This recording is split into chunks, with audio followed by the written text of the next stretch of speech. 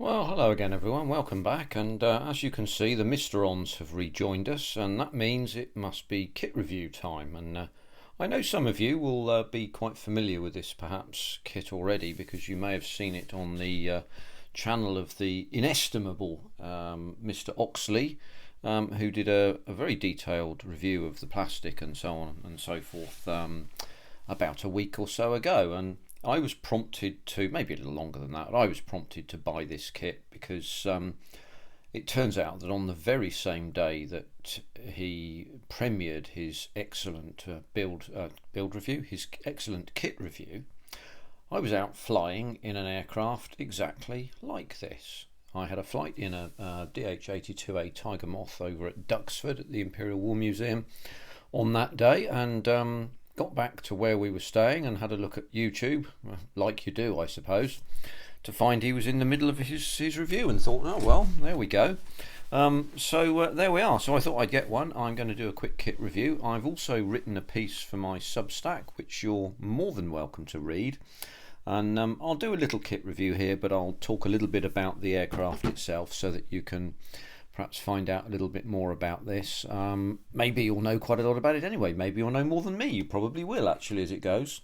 Let's move those bits of M52 out of the way, shall we? We don't want to break them because resin's quite brittle, and if you aren't careful with it, it will break. So we'll move that away there. Look, it's a sunny evening here, so in addition to the Mr Ons, we have sun as well. Anyway, if it's your first visit here, you're very welcome to come along. Thank you very much for visiting. Do feel free to subscribe. It's free and does help the channel grow, which is great. So if you'd like to do that, that will be fantastic. If you're a returning visitor, honestly, what's come over you, really? I mean, no, it's very kind of you. I do appreciate it, and I always look forward to hearing your comments and things you might have to say about my dribblings on the internet. So anyway, look, let's get into this. The DH82 Tiger Moth, you all know it's a 1930s aircraft that was built by Geoffrey de Havilland, designed by Geoffrey de Havilland at the de Havilland Aircraft Company. And he was looking for an aircraft to really replace his Hummingbird and the DH51, which was the DH51 was a three-seater touring biplane, and the Hummingbird was a trainer biplane. But he was looking for something with, shall we call it, temperate capabilities, so that it could be used as a basic trainer. Let's move this box out of the way, shall we? And that will give us an opportunity to have a look at things. But nevertheless, where's the opening of this bag? Here we are, look. But nevertheless, as I say, developed in the 1930s, went through a number of variants as it happens, and it's been extremely successful. And of course, lucky people. Oh, there's a bit that's fallen off there. I wonder what that is. Let's have a quick look at that. There's a little piece there. We'll just zero in on that and have a quick look. I don't quite know what that is. We'll find out at some stage, I've no doubt. Let's take that bit of stickiness off there, and we'll zero back out. We'll zoom back out again for those of you who prefer that I say zoom. I keep saying zero. I know I shouldn't. Therefore, when I get back downstairs after having done this, I shall be poking a fork in my leg to make sure that I jolly well don't do it again. So there you have it. We'll have a look at the plastic and all the bits and pieces in a minute, and we'll keep that other part to hand here. In fact, I'll tell you what we'll do. We'll open this up just quickly, and we'll poke that bit of plastic in here so that we don't lose it. I don't think there are any other pieces, so I'll drop that in there. There we go. Yes, so the aircraft was developed as a trainer, a two-seater in tandem trainer. I can tell you from experience that it has, this aircraft, a very temperate way about it. It's very easy to fly, but I gather from pilots and from my research that it's actually quite difficult to fly it well. So it's a very good elementary trainer from the point of view that it allows you to find out very quickly who can fly these things well, and those are the people that would be advanced onto the higher levels of training. So I talk a little bit in my Substack about the training regime in the Royal Air Force particularly, and I concentrate particularly essentially from 1941 to 1943 or so, and the training regime was shorter at that stage, based purely on the necessity for getting larger numbers of pilots out really very quickly, because they were needed at the front line, so this was the basic trainer, the elementary trainer that was used, the DH82a Tiger Moth. The example I flew in was R4922, I think it was numbered at, and is approximately 85 years old, being built in 1940. Quite an extraordinary thing to fly in an aircraft like that, I will say. I was afforded the opportunity to take control of the aircraft for around 20 minutes or so. I can tell you that I'm a very average, as it were, flyer, having accumulated, I think, 2.5 to 3 hours in chipmunks. As you'll know, the chipmunk succeeded the DH82 Tiger Moth in the early 50s or so, something like that. Prior to using chipmunks in the air cadets as trainers, they use these. So anyway, what we'll do is have a quick look through the instructions. We'll just scull through it. You've got the usual things here, and the instruction leaflet, the front of it is shiny paper, you can see that there, and then it's still the same sort of paper but appears to be, shall we say, less shiny. Yeah, I think that seems to be less shiny, but I always think these ICM instruction leaflets have a very high quality feel about them, to be honest with you, and that's not to say that others don't, but this tends to stand out. So initially with the kit we'll be looking to create some holes in the bodywork here. You can see the arrangements that are made there for drilling through. You can see them there. Let's get my poker out here. So there, and obviously down there as well. Now these are for rigging wires, and so when I do this kit I will be putting rigging wires in, and I think that's quite an important thing to do. I think the rigging wires are 0.1 millimeter. Now from what I can see, 0.1 millimeter is quite difficult to get hold of. It seems to be out of stock as at the moment that I've looked at it, but it'll come back into stock again, so I'll be able to do this. And I'm going to use the this ammo rigging wire that you may have seen before. Let's just zoom stroke 0 back out again. This is 0.01, so it's absolutely tiny, but I shall get some 0.1 fine rigging wire for this from ammo, and it's good stuff, although there is a tendency for the very fine stuff to become entangled on the coil here, because it's wrapped under tension. That's the only criticism I would level of it, but nevertheless, there we are. That's that. So we'll need to rig in, but we'll need to paint in here. So the inside of this is cockpit interior green, so I would probably use, that's the American one. Where's the British one? I have a cockpit interior green here somewhere. In the Outlaw paints, that's the American version of it there, but I have a British one somewhere, and I'm damned if I can find it just right now. So this lacquer stuff does go down very well. It's available on a local internet to you, which is quite useful, so do avail yourself of it. So first things first, obviously put these holes through on both sides, as we see.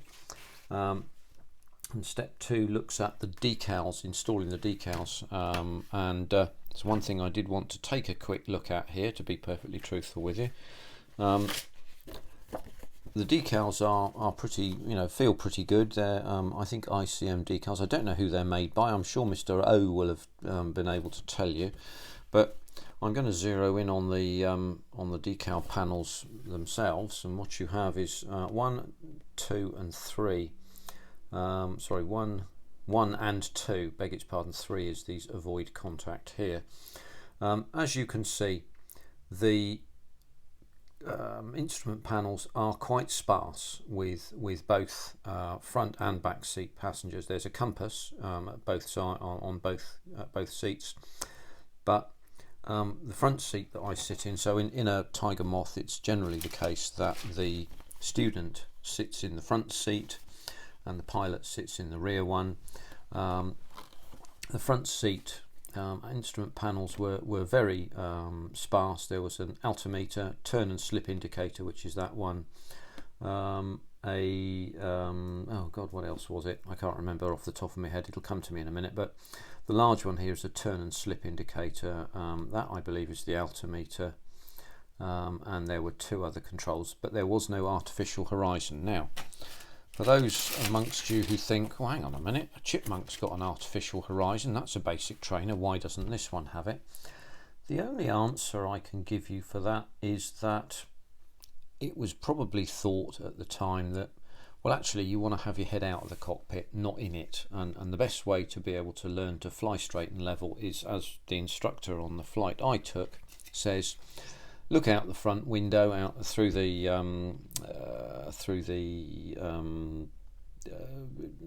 windshield, and line up the crossed over. Let's come out of there.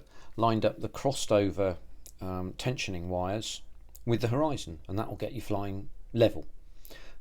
If you push the nose up, all you'll see is cloud or sky, and if you push the nose down, all you see is land. And either way is not good.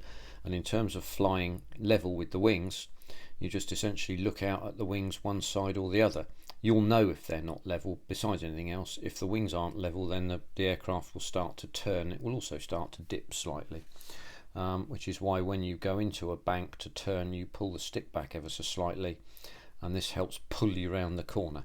The effect of raising the elevator on the turn is really quite significant, and you go from sort of sliding to actually turning. It's really quite amazing. And my pilot, who was, bless him, an ex-Ryanair pilot, was extremely good. He'd had, as I understand it, over 1,000 hours in Chipmunks, and as I said earlier, the Chipmunk was the successor for this aircraft.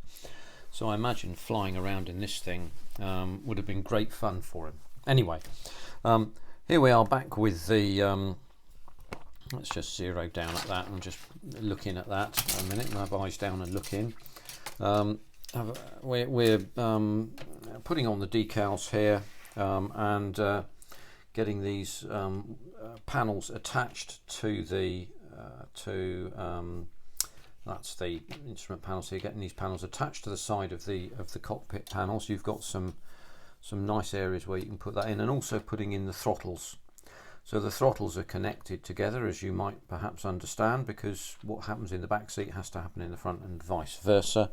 Got some good painting instructions here. N, I believe, is semi-gloss black. This will be semi-gloss black on the front of here, but these side panels will be in a cockpit interior green.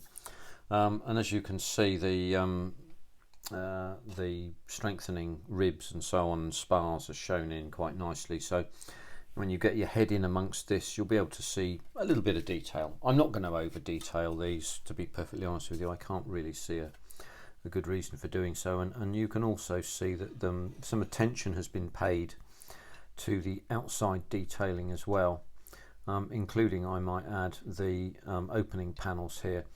Let's show you these. There'll be a drop down door here and here.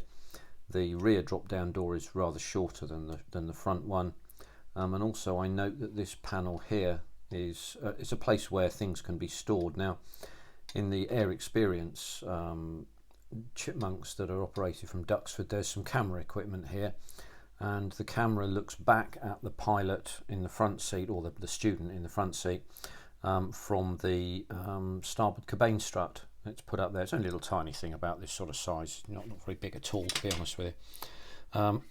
So you can get a picture of yourself with a pair of goggles and the Biggles flying helmet on, so that you can remember the, shall we say, the incident, as it were. Anyway, to move on, and you will see that the progress of the kit will be fairly quick, because as you can see we've got 3 sprues, and that's it. So it'll go together pretty quickly, to be honest with you. There's some instructions on putting some sheets in, some tension wires here, and then it's step 5, we get the 2 halves together, and we're not putting any seats in because they'll fit from up underneath, I suspect. And then we're doing a little bit more decaling here, and putting in some choices here of D32 or D31. Now I'm going to look at that a minute. I suspect for R4922 that D31 will be this panel here that we'll want to go in. I'm not sure that it's that, but I'm going to have to examine my resources on that one. I have quite a lot of pictures of the aircraft, so it shouldn't be a problem.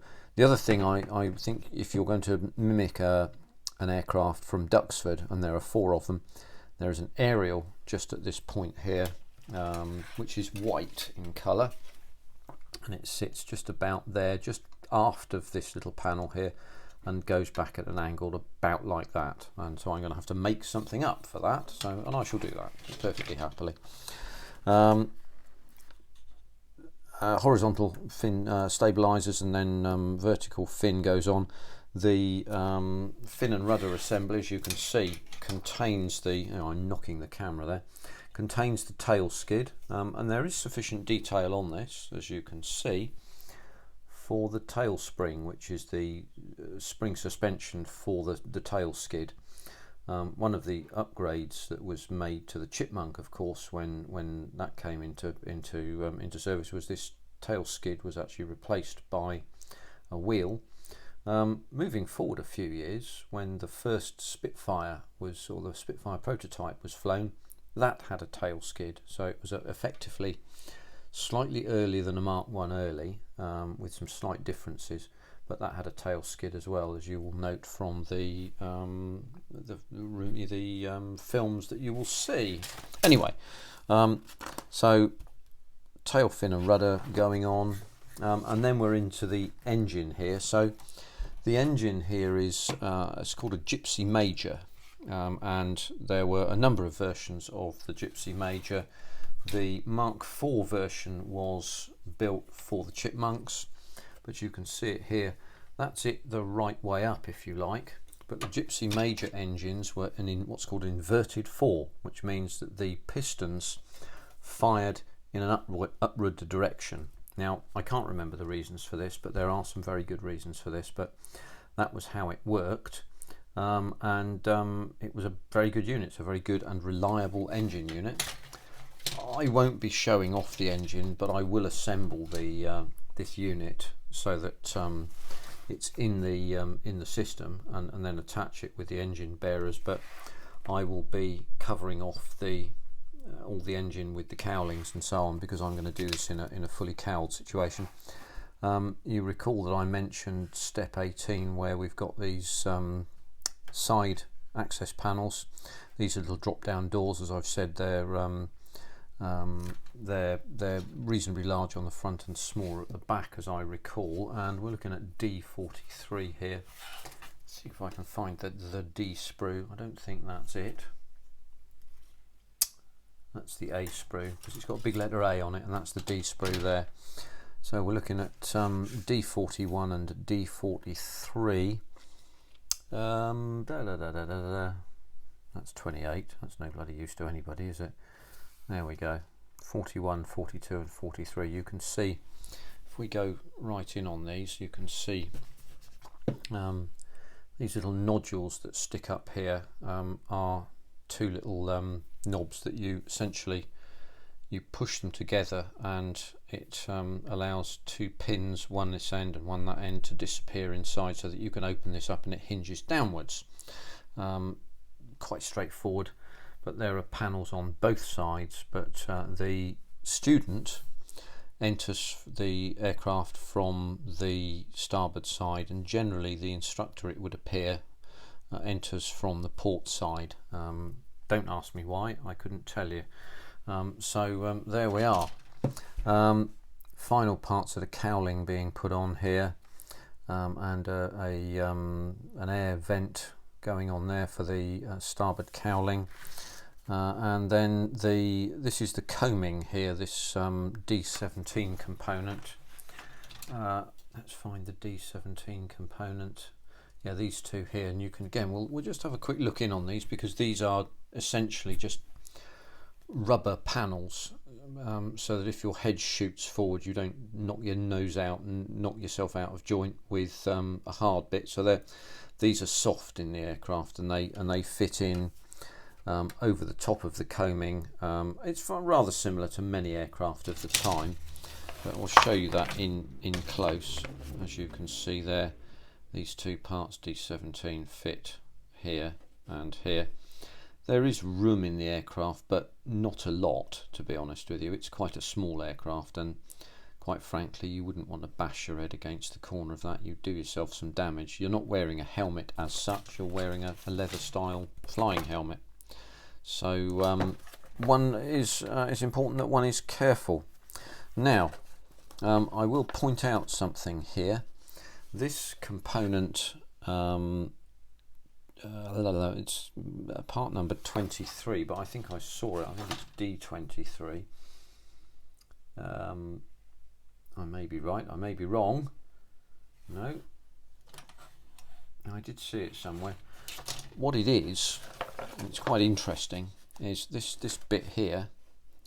It's a blind flying hood. So clearly, in the old days, the training pilot, when they were doing blind flying, it was essentially instrument flying, would sit in the back and have the hood gone over so he can see nothing outside then. So this is training instrument flying during the day, obviously, and the pilot with command, the instructor would sit at the front, and then this guy would sit at the back. I am not going to put that on, because I'm going to be modelling what's called the silver one in the Duxford, what I shall call the Duxford collection. I think that's quite important. So if you want to do a World Air Forces variant, a Canadian Air Force variant would certainly have the blind flying hood fitted. So if you want to be historically accurate, then you can most certainly do that. And it's at stage 24. We're looking at putting on the windshields. As you can see there, they're quite small. E2 at the back, E1 at the front. E2, there you go. So E2 is the smaller one of the two, and it is quite small. If you're sat up too high, your head will be over the top of the windshield, and they do have people who are quite short getting these aircraft when they're doing these air experience flights, and so they put two cushions in. When I went to sit in, there were two cushions in, and the pilot said to me, look, he said, you want to take that one cushion out, otherwise you'll get blown away, and you won't be able to hear anything I'm saying, because the microphone that you use for the intercom would just get wind noise in it the whole time, so it detracts from the experience, really. So there we go. Now we're then more or less complete with the bodywork then, and we're into the position of looking at the wings. Now the wings are interesting on this aircraft, and there are a couple of them sections here, top and bottom sections there, and then bottom and top sections here. So we can have a look at this. We're immediately instructed to start drilling holes. So these are holes being drilled here for the tension wires, both flying wires and what do they call them, landing wires, that's it.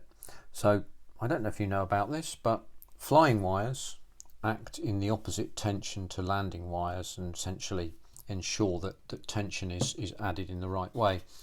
I'll have a word about why. As you can see, these are swept back just now. So the wings on these were swept back slightly, and this was a modification made from the earlier marks of Moth, which had straight wings here. Now because this is a fuel tank, because the fuel tank is pretty much immediately above the pilot's, the training pilot's seat, this would have meant with straight wings that it was actually really quite difficult to get the pilot out with a parachute on in an emergency situation, and the RAF wanted that to be much easier, as did other air forces around the world. So the solution to this is to shift the top wing section forward and sweep these wings back. Now the effect of moving this forward means that the pilot has more room to get out, because what you actually do is you climb out, you pull yourself up and out using the Cabain struts. Now the Cabain struts are the struts that sit in here and they poke down.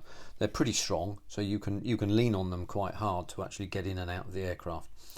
So you shift the petrol tank forward, or the fuel tank forwards, and then sweep the wings back.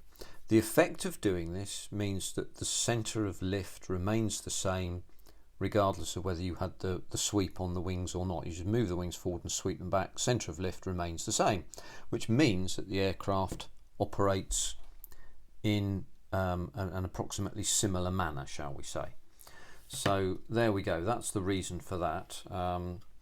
You can in fact see the slight dihedral on the lower wing there, but the lower wing now becomes important because all of the or pretty much of the flight controls, stick, rudder bars, and various other seats and so on and so forth, are put in at this point, and then this section simply slips up inside the already completed fuselage section, and you're very quickly into the situation of producing the Cabain struts and the outer struts here, the interplane struts, these are called, and you're then coming close to actually having a completed biplane at that point.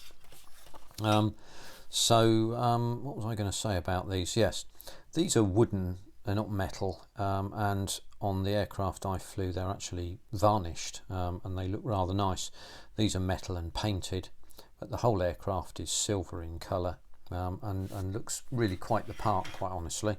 So it's worthwhile having a look at this. Your camera was sat on this Cabain strut just here. Perhaps we'll zoom in a little bit and show you that if we can. I know Peter Oxley's terribly good at zooming in on things. I'm very jealous of his special machine that he uses to do this. It's rather marvellous actually. I believe that was a mirror, but there isn't one fitted to our 4922. So there we are. So this is what we're creating here is what is known as a single bay biplane. Let's just pull that out there so we can see the top wings being placed on here. And so this is the lower half of the top wing, so it's up that way.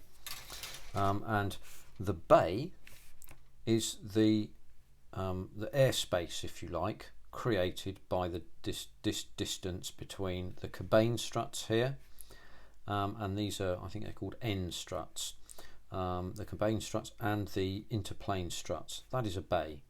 So a 2-bay aircraft would have 2 of these bays, so it would have 2 sets of interplane struts. This is only 1, so it's a single bay. All very straightforward. A13 component is the top of the fuel tank here. You are advised when you get into these aircraft, particularly in the front seat, don't bash your head on the fuel tank, because it's a big solid bit of kit and not a good idea. So it's definitely worthwhile looking at that. Step 37 of course sees us now putting in the 0.1mm riggings wires. You could do this with what they call it, stretch sprue. I tried it with the Gloucester Gladiator. It's difficult for one very simple reason, and that is getting consistently thin width of this. This is overscale by a long way. This is perhaps on scale, but it's very hard to get consistent lengths of this stuff. The other option that you might have is using nylon fishing twine if you wanted, and I'm sure that most fishing shops have this sort of stuff available, but I suspect it's circular and it's probably quite hard to work with. I don't know. It would require someone more expert than I, and there are many of you, let's put it like that. Step 38, we're now putting on the, we're nearly through the final parts, lower parts of the lower wing there, on the lower main plane. This aircraft has slots fitted here. I can't tell you what the, how, you know, when the slots open or whether they're automatic slots like they are in a Lysander. The only thing I will be able to tell you is that once you open slots, the aircraft goes into a nose down configuration, so you have to trim the aircraft with elevators slightly up when you're using it, but it does increase lift at low speed, a bit like flaps do. Step 40 sees us putting in the ailerons here, and then we're into wheels, putting on the wheels. The cart here, the undercart here, points slightly forwards with relation to the front of the aircraft, and then we're into the final bits. There's some nice little details on the ailerons here with the push rods and various other bits of additional detail here, which I think looks rather nice. But effectively, then we're sort of through to the final bits here, and we have ourselves a completed Tiger Moth. And the additional detail that you get here is you've got some mask templates, which is quite nice.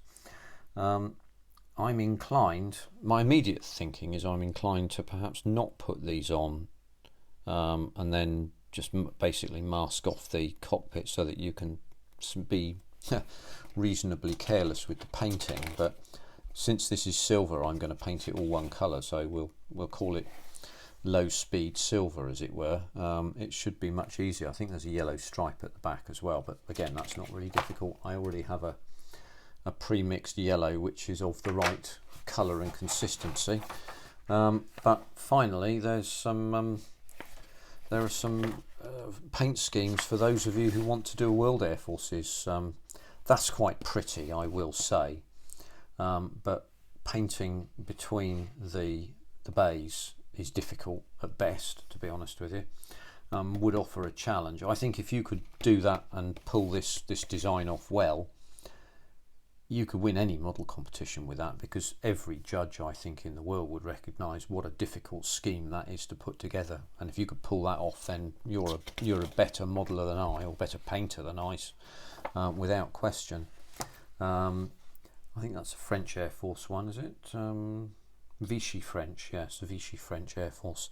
And US Air Force trainer there with the trainer yellow there. They call that trainer yellow. And then a silver one from the Belgian Air Force. There we go. And there it is. I mean, it's a lovely little aircraft. It really is a super little piece of kit. And there were around 9,000 of these built across the time they were produced up until the 50s. I think many of them were built by Morris Motors, about 3,500 or so, something like that. And as I said earlier, it was replaced by the de Havilland Chipmunk in the 50s, and I have a lot of time for this. This is nicely historical for me, because I made my first flight in a Chipmunk. One day I will tell the story, and because it is a bit special, to be honest with you. But it was nice to add to my approximately 3 hours in Chipmunks with 40 minutes in a Tiger Moth on a day where it was really nice to fly.